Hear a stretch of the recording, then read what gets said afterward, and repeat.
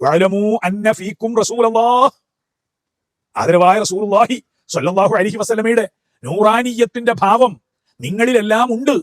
അത് ചിലർ തിരിച്ചറിഞ്ഞിട്ടില്ല, ചിലർ കണ്ടെത്തിയിട്ടില്ല, ചിലരിൽ അത് പ്രകാശിച്ച് ജ്വലിച്ചു നിൽക്കുകയാണ്.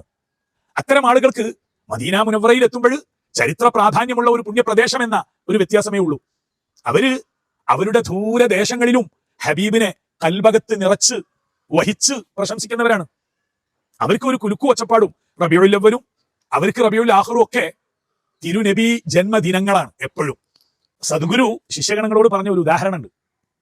ഒരു പെർഫ്യൂം മാർക്കറ്റിൽ വിവിധ തരം മുന്തിയ സുഗന്ധദ്രവ്യങ്ങൾ, അത്തറുകൾ, പെർഫ്യൂമുകൾ നിറച്ചു വെച്ച ഒരു ഷോപ്പ്, AC-യിൽ മനോഹരമായി. അവിടെ ഉഴുതും അമ്പറും മിസ്കും ഒക്കെ കൊടുത്തും വാങ്ങിയും തുറന്നും പകർന്നും കൊടുക്കുന്ന ഒരു സ്ഥലമാണ്. 24 മണിക്കൂറും അവിടെ തന്നെ താമസിച്ച് ആ വിൽപ്പനയിലും അതുമായി ബന്ധപ്പെട്ട സഹവാസത്തിലും ഒഴുകിയ ഒരാള് ആ കടയ്ക്കകത്തുണ്ട്.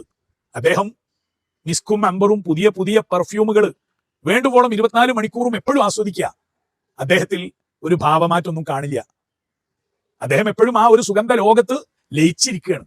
എന്നാൽ പുറത്തു നിന്നുള്ള ഒരാള് തെരുവിൽ നിന്ന്, വാഹനത്തിൽ നിന്ന് ഇറങ്ങി വന്നിട്ട് ഈ പെർഫ്യൂം ഷോപ്പിനകത്തേക്ക് ഗ്ലാസ് തുറന്നങ്ങ് കയറിയാലോ, എന്തെന്നില്ലാത്ത പരിമള സുഗന്ധത്തിന്റെ വിന്യാസം കൊണ്ട് പൊറുതികേട് കാണിക്കും.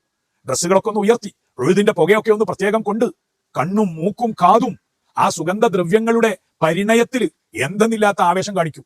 ആ ഒരു വാസന, ഈ ഒരു സുഗന്ധം, ആ ഒരു പരിമളം വല്ലാത്ത കളിയാണ്. ഇതൊരു വല്ലാത്ത ഉദാഹരണമാണ്.